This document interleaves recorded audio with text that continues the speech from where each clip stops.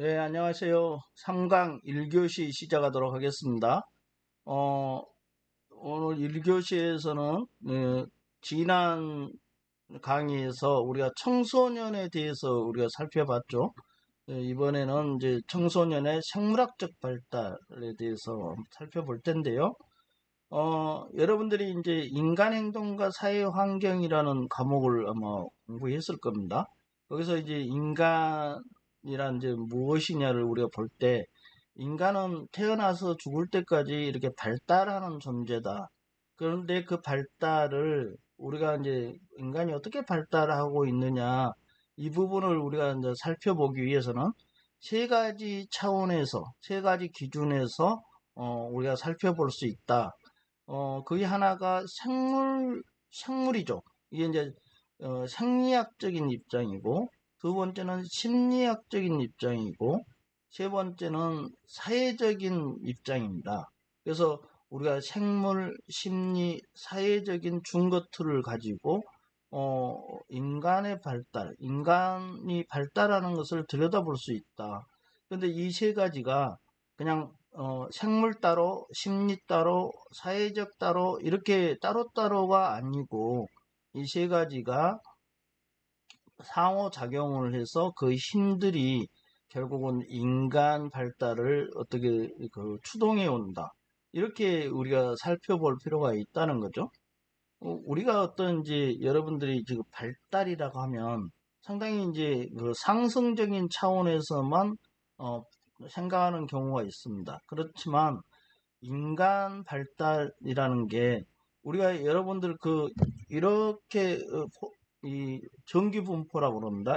이렇게 태어나서 쭉 성장하다가 또 다시 이렇게 노인이 되면서 이렇게 쇠퇴해 가면서 가는 이 발달의 과정이 있죠. 그게 이제 어떨 때는 성장하기도 하고요.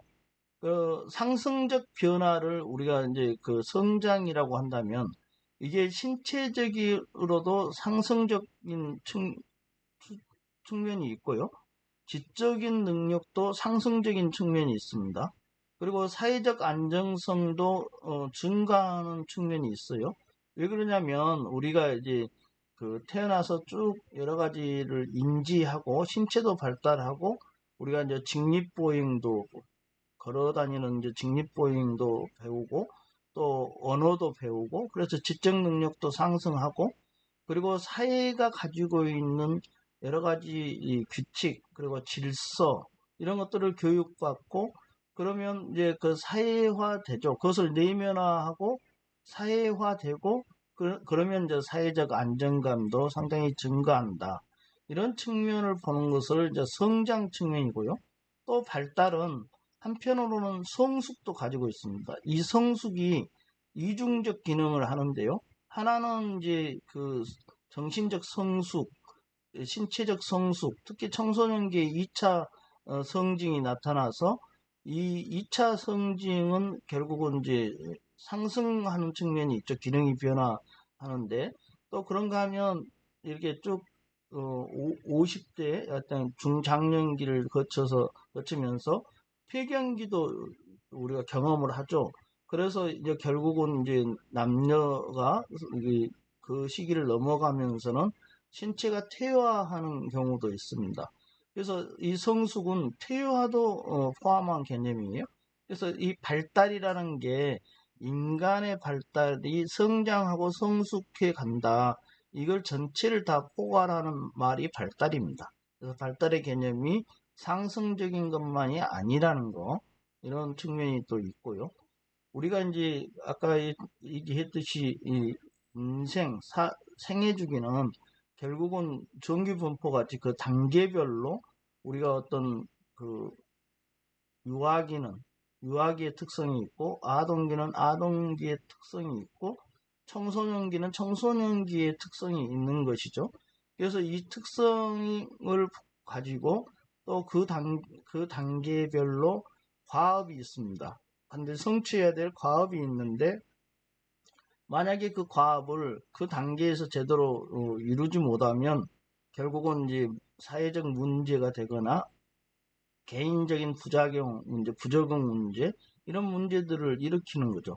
그래서 이게 사회복지적인 관점에서 특히 실천의 관점에서 어떻게 연관해서 그걸 개입하느냐 이런 문제들을 우리가 이해해야 됩니다. 그래서 특성과 과업 그리고 사회복지 실천과의 연관성을 우리가 따져봐야 되겠죠. 청소년의 생물학적 발달과 관련해서 우리가 이제 먼저 청소년의 생물학적 발달의 특성을 살펴보고요. 그리고 청소년의 생리적 발달, 그리고 심리적 발달, 이 연관이 좀 돼 있다는 것이죠. 그래서 특히 청소년기는 2차 성징이 나타나죠. 그래서 신체 등의 성장이 상당히 속도가 굉장히 증가한 급속도로 성장하는 측면이 있고 그리고 특히 생식 능력을 갖추게 되죠. 청소년기에. 그래서 이제 이러한 급격한 성장은 그 격심한 심리적 변화하고도 영향을 준다. 이렇게 볼 수 있습니다. 청소년의 생물학적 발달의 특성과 관련해서 우리가 생물학적 힘이다. 그랬을 때 이제 우리가 DNA의 유전적 요소와 또 건강 관련 요소, 우리가 이런 부분들을 살펴볼 텐데요. 유전자 암호라는 것을 여러분 들어봤을 겁니다. 유전자 부호라고도 하는데 이 자녀가 부모의 외모를 담죠. 특히 어떨 때는 성격까지도 담죠. 이게 발달에 필요한 원료를 유전자가 담고 있다는 거죠. 그래서 그것을 제공하고 특정 조건을 정해주는 게 이제 유전자 부호가 있다. 그러나 이제 부모의 외모, 성격을 담지만 이게 이제 인생 주기에 온전히 이것만이 모든 영향을 미친다. 이렇게 볼 수 없다는 거예요.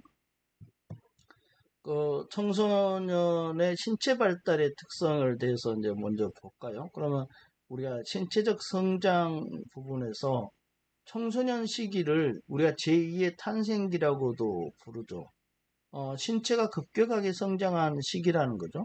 그래서 이제 개개인이 지니고 있는 아동기 때의 어떤 심리, 인지적 특성이 사회적 관계를 통해서 환경과 상호작용하면서 어떤 더 분화가 되고 통합되는 그런 과정을 거치게 되죠. 청소년기에는 좀 더 신체도 성장하면서 결국 여러 가지 이제 심리 인지적인 측면이 아동기보다는 더 폭발적으로 이렇게 분화하고 통합된다는 겁니다. 그러면서 성인이 돼가는 것이죠. 그래서 이제 성장의 측면에서 우리가 볼 수 있고요. 신장 및 체중이 급격히 늘죠. 청소년기에. 그래서 또 성적으로도 성숙합니다. 2차 성징이 나타나면서 남녀 모두 신체나 외모에서 뚜렷한 차이를 나타내게 되죠. 남자는 어깨가 넓어지고 여성은 골반이 넓어지면서 여성의 체형을 갖게 되고 남자는 또 남자의 체형을 갖게 된다는 것이죠. 그래서 그것이 뚜렷해진다. 굉장히 뚜렷해진다. 이런 게 특성을 가지고 있다는 겁니다. 그리고 이전 세대에 비해서는 상당히 요즘에 신체적 성장 속도가 빨라지고 있고 청소년들의 체질량 지수도 점점 증가하고요. 뼈 나이도 점차 빠른 성장 속도를 보이고 있는 것이 약간 이제 특징이라는 것입니다. 청소년의 신체 발달의 특성과 관련해서 우리가 신체적 성장을 보고 있는데 청소년들은 신장과 체중 그리고 골격과 근육 등이 급격히 성장하죠. 우리가 이제 가장 성장 폭발을 경험하는 시기라고 볼 수 있고요. 물론 이제 개인차는 있죠. 그러나 일반적으로 보통 여자가 남자보다 2년 정도 일찍 나타난다고 해요. 성장의 어떤 징표가 2년 정도 먼저 나타났죠. 신장이나 몸무게의 경우를 우리가 살펴보면 남자는 이제 9세경부터 시작되기 시작해서 12, 13세기경에 절정을 이루죠.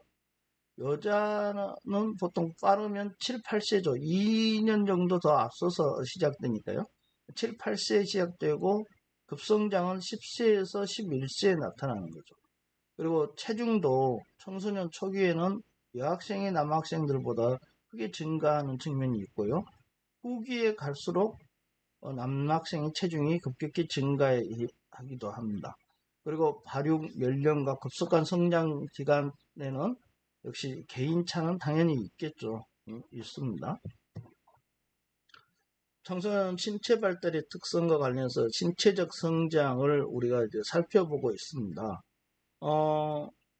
심장, 그 소화기관, 심혈관의 변화, 호흡기계 이런 측면에서 봐도 폐의 급속한 성장, 그리고 근육의 힘, 크기 변화 이런 게 신체적으로 어떤 신진대사가 전반적으로 발달하게 되죠. 청소년기는요. 심장의 무게가 거의 2배가 된다고 합니다. 우리가 심장의 무게는 300g 전후다 이렇게 얘기를 하는데 보통 남자가 310 그리고 여자가 280, 78 뭐 이 정도 g을 가지고 있다고 그래요. 그래서 보통 심장은 성인이 300g 정도 된다 이렇게 보면 되고요. 기초대사의 변화 등도 나타나기도 합니다. 그리고 신체 변화를 이렇게 보면 남자는 어깨가 넓어지죠. 그리고 근육이 발달하고 신체적인 힘과 지구력이 증가합니다. 여자는 골반이 넓어지고 피하지방이 축적돼서 여성다운 체형으로 성장을 하죠. 그래서 이게 뚜렷하게 이제 남녀의 차이가 나타나는 시기이기도 합니다.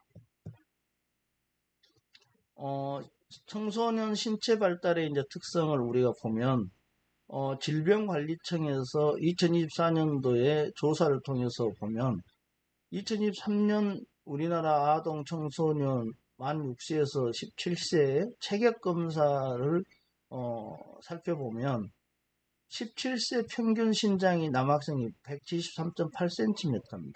여학생은요 161.2cm죠. 이게 10년 전에 비해서 2013년과 비교해 보면 남학생은 거의 동일하고 여학생은 0.1cm 컸다고 그래요. 증가했다고 그럽니다. 그래서 2023년 연령별 체격 성차를 보면 6세에서 9세까지가 대체로 이제 남학생이 여학생에 비해서 신장이 약 1cm 이상 큰데 10세에서 11세 여성이 한참 성장할 단계에서는 남학생에 비해 평균 신장이 오히려 여학생이 큽니다. 그러다가 12세가 넘어가잖아요. 그럼 남학생이 여학생에 비해서 평균 신장이 커지기 시작하죠. 15세가 되면 11cm 이상의 차이가 난다. 위에서 보면 남학생이 173.8cm였고 여학생이 161.2cm죠. 그래서 결국 11cm 정도 차이가 납니다. 신체적 성장과 관련해서 질병관리청의 2024년 조사를 토대로 보면 2023년 우리나라 청소년 체중이 17세가 남학생 평균 71kg 정도 되고요. 여학생은 57.8kg 정도 됩니다. 10년 전과 비교해서 남학생은 2.9kg 정도 증가했고 여학생은 1.8kg 증가했습니다. 우리가 신장 대비 적정 체중을 한번 계산해 보면 이게 이제 표준 체중법이라고 하는데요. 키에서 100을 빼고 0.9로 곱한 겁니다. 남학생 평균 체중은 173.8일 때 66.42kg 정도 됩니다. 그러면 71kg이 비만이냐? 약간 과체중이긴 하지만 근육량을 고려해야 된다는 측면이 있어요. 그렇기 때문에 뭐 완전히 비만이라 볼 수는 없겠죠. 여자 평균 체중 볼까요? 161.2입니다. 그럼 55.08kg인데 이 계산법은 근육량을 고려하지 않았어요. 그래서 57kg 정도면 뭐 비만이라고 볼 수는 없겠죠. 운동 능력의 발달과 관련해서 우리가 이제 청소년기가 급격한 신체 발달을 한다는 거죠. 그러면 운동 능력도 현저히 발달을 하죠. 이 운동 능력의 발달은 근육과 신경계의 발달과 밀접한 연결이 되어 있죠. 일상생활에 광범위한 영향을 미칩니다. 남자 청소년들의 경우에는 여자 청소년들에 비해서 더 폭넓은 신체적 활동을 하죠.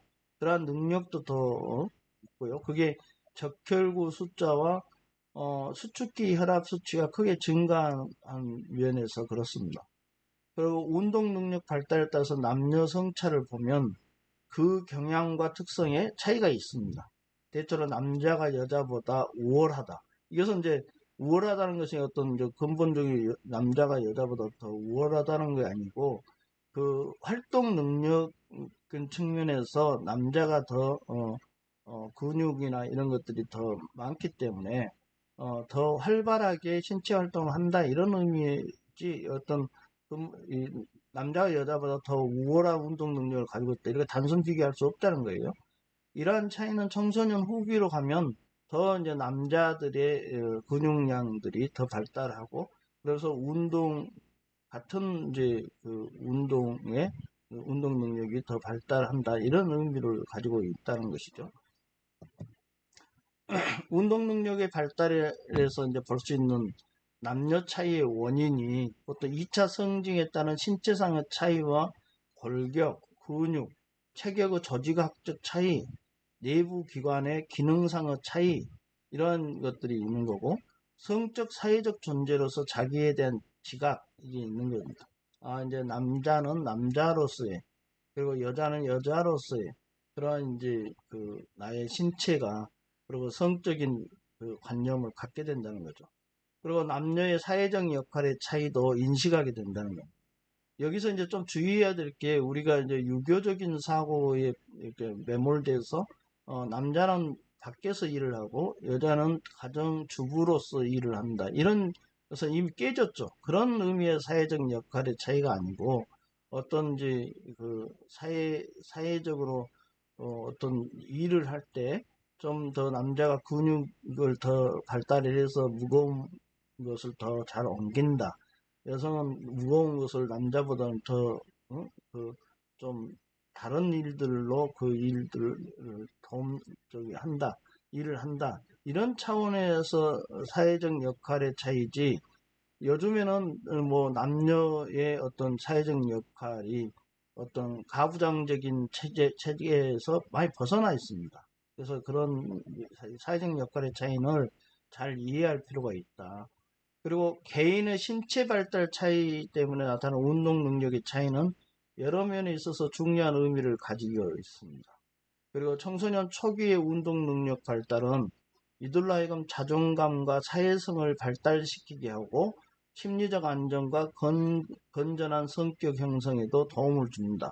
왜 그러냐면 청소년 초기에 운동 능력이 뛰어나면 또래 친구들에 비해서 본인이 이제 상당히 자존감을 더 가지고 있다는 거예요. 그리고 나서 더 능동적이고 적극적인 성격을 가지고 있어서 그건 이제 심리적으로도 상당히 안정된 측면이 있고 또 더 나아가 본인이 이제 주도적으로 어떤 사회적인 의사소통 능력이나 공감 능력이나 이런 여러 가지 면에서 또래 친구들과의 어떤 관계를 주도적으로 형성하는 측면도 있고 그걸 뭐 사회적인 적응 능력도 상당히 뛰어나게 돼서 사회성도 발달한다는 겁니다. 그런 이제 역할을 그렇게 연계가 된다는 것이고요. 우리가 이제 운동 능력 발달을 보고 있는데 여성가족부에서 2024년도에 청소년 건강 행태를 온라인을 통해서 조사한 게 있는데 우리나라 청소년들이 하루 60분, 주 5일 이상 신체 활동 실천율을 조사해 보니까 남학생은 19.9, 여학생은 7.7, 뭐 여학생보다 좀 더 남학생이 높다는 거죠. 아까도 얘기했지만 신체 활동의 여러 가지 광범위성은 남학생이 좀 더 높다. 근데 여기 보면 재미난 게 남학생이 22.1, 여학생이 9.6 이렇게 되지만 고등학교는 남학생이 17.8, 여학생은 5.9. 그래서 고등학교 때보다 중학교 때가 더 높아요. 고등학교 때는 왜 이렇게 좀 떨어지느냐? 물론 우리나라의 특수성이 있죠. 대입이라는 중요한 관문을 통과해야 되기 때문에 고등학교 올라갈수록 더 공부에 더 좀 치중한 면이 있다. 신체 활동을 좀 줄이고 공부에 치중한 면이 있다. 여기서 우리가 볼 수 있죠. 남학생의 경우 2023년도에 비해 소폭 감소했다고 그래요. 그리고 여학생은 큰 변화가 없었다고 그러고요. 그래서 그런 부분을 읽어낼 수 있는데 여기서 주 3일 이상 고강도 신체활동 실천율도 보면 남학생이 37.8, 여학생이 16.5로 거의 2배가 높죠. 그래서 남학생이 고강도 신체활동도 더 높고 근데 여기서도 보면 중학생이 남자가 40.8, 여자가 20.5, 고등학교는 남학생이 34.8, 여학생이 12.5 이렇게 봐서 역시 중학교가 더 높다. 이것은 여전히 이제 대학 입시라는 것이 우리가 읽어낼 수 있는 것이죠. 우리가 항상 얘기하지만 통계는 통계 추이를 살피고 그 변화 요인을 분석해서 미래를 예측한다. 이렇게 보면 통계가 갖고 있는 의미를 우리가 잘 이해할 수 있겠죠. 여기서도 이 신체 활동 실천율과 우리나라 교육 어떤 환경, 교육 제도의 문제, 그리고 교육을 통해서 스트레스를 더 받겠구나 하는 여러 가지를 읽어낼 수 있는 지표가 될 수 있는 것이죠. 우리가 2024년 청소년 건강행태 온라인 조사 결과를 토대로 보면 남녀 학생 모두가 2023년에 비해 감소했어요. 활동률이 남자는 44.8%, 여자는 18%. 남학생의 감소폭이 좀 컸다는 것이고요. 최근 7일 동안 근력 강화 운동을 이제 조사해 보면 우리가 이제 그 3일 이상 한 남학생은 36.8, 여학생은 10.1, 그리고 3배 정도 높았고요. 이게 이제 남학생의 경우 2019년과 비교해서 보면 3.4% 증가했다고 그래요. 여학생은 전과 유사했고요. 보통 이제 그 남학생은 고등학교가 좀 높네요. 중학교보다 최근 조사하기 보니까. 그래서 좀 높았고 여학생은 중학생이 여전히 좀 더 높았다는 것이죠. 우리가 이제 신체 발달에 대해서 우리가 보고 있는데 우리가 이제 신체 이미지라는 게 있습니다. 그래서 청소년 시기에는 균형 있는 이제 신체 발육을 위해서 우리가 적절한 영양 그리고 운동이 필요하죠. 이것은 당연한 것이고 한국의 청소년들은 이제 특히 외모 지상주의 영향을 많이 받는다고 그래요. 그래서 열등 의식이 더 높고 왜곡된 신체 이미지를 가지고 있는 경우가 많다. 한국 청소년들이 좀 더 예민한 성격을 가지고 있을까요? 다른 나라에 비해서. 그 이제 체질량 지수를 보면 우리가 정상 체중, 저체중에 해당함에도 불구하고 자신의 체형이 살찐 편이다 이렇게 잘못 인식하는 한국 청소년들의 비율이 상당히 높다 이렇게 나와 있고 청소년의 비만 또는 저체중으로 인한 문제 해결을 위해서 적절한 방식으로 쌀을 빼거나 근육 운동을 하는 것은 개인의 건강 증진에 유익한 행동이다. 이렇게 볼 수 있겠죠. 그래서 이게 이제 가장 중요한 게 적절한 방식인데, 이거에 대해서 건강과 관련해서 상당히 중요한데, 여러분 이제 신체 이미지란 말이 나오잖아요. 이게 이제 자신의 신체에 대해 생각하는 것을 신체 이미지라고 하는데, 이 생각이 자기 자신의 굉장히 자유의지를 가지고 본인이 생각한 게 아니라는 거죠. 이게 이미 형성된 사회적 이상에 영향을 받는 거예요. 이미 영향을 받았다는 거죠. 그래서 우리가 신체 이미지를 신체적 부정성을 가지고 있는 경우가 있고 긍정성을 가지고 있는 경우도 있고 중립성을 가지고 있는 세 가지 유형으로 우리 생각할 수 있겠죠. 근데 신체적 부정성을 가지고 있는 거, 이것은 이제 사회가 정한 외모나 신장, 체중, 이걸 이제 여기에서 영향을 받죠. 이미 영향을 받아서 심리적 수치심까지 갖게 된다는 거죠. 신체적 부정성은. 그래서 이제 청소년들은 보통 SNS를 통해서 더 이제 사회적 이상, 여기서 사회가 갖고 있는 이렇게 외모, 신장, 체중, 이 정도가 되면 아주 이상적이다. 이런 이미지에 이 영향을 더 받는다는 거예요, 청소년들은. 그래서 거기에 대해서 비판적으로 바라보지 않고 거기에 이미 신체 이미지를 가지고 된다는 거죠. 우리가 체질량 지수만 봐도 몸무게를 키 제곱으로 나눈 값을 체질량 지수라고 하는데, 남학생의 경우는 173.8이죠. 평균 체중이 71.5였어요. 조사를 해보니까. 그러면 이제 체질량 지수가 23.67이 됩니다. 그래서 비만도를 보면 과체중이죠. 그러나 이게 이 체질량 지수가 유전적 요인이 되기도 하고 다른 개인차도 있지만 특히 근육량을 반영하지 못해요. 그렇기 때문에 이게 이제 과연 과체중이냐, 그 체질량 지수만 가지고는 볼 수 없다. 이런 이제 문제가 있고, 우리가 이제 건강 개념과 관련해서요, 이게 유엔의 세계보건기구가 있습니다. 이 WHO라고 그러죠. 이 세계보건기구가 입체적이고 긍정적인 건강 개념을 제시한 바 있어요. 전에는 단순히 질병이나 병약이 존재하지 않는다 이렇게 본 것이 건강 개념이었어요. 그 질병 갖지 않으면 건강하다 이렇게 이제 약간 그런 측면의 접근을 했죠. 그래서 이게 의료적인 접근인데 요즘에는 이제 긍정적인 건강 개념을 아예 적극적으로 제시하고 있다는 겁니다. 완전한 육체적, 정신적, 사회적 웰빙 상태. 이 웰빙이 우리나라 말로 표현하면 복리 상태, 이 상태를 건강하다 이렇게 본 거죠. 그래서 이 건강 개념을 이렇게 적극적으로 제시하고 있다는 것이 특징이고요.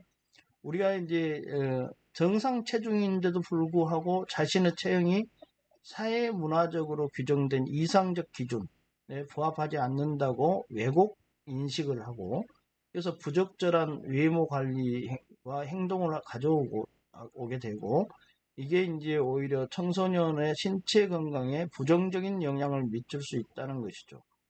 그래서 한국청소년정책연구원에서 2024년 조사해 본 결과 남자 청소년은 70% 이상이고요. 여자 청소년은 80% 이상이죠. 여자 청소년이 남자 청소년보다 더 높죠. 체중 조절을 시도했다는 거예요. 그리고 이제 남학생은 10%, 여학생은 20% 정도가 단식, 구토, 부적절한 약물 복용 등 건강하지 않는 방법으로 체중 감소를 시도했다는 겁니다. 이런 문제점이 발견된다는 겁니다.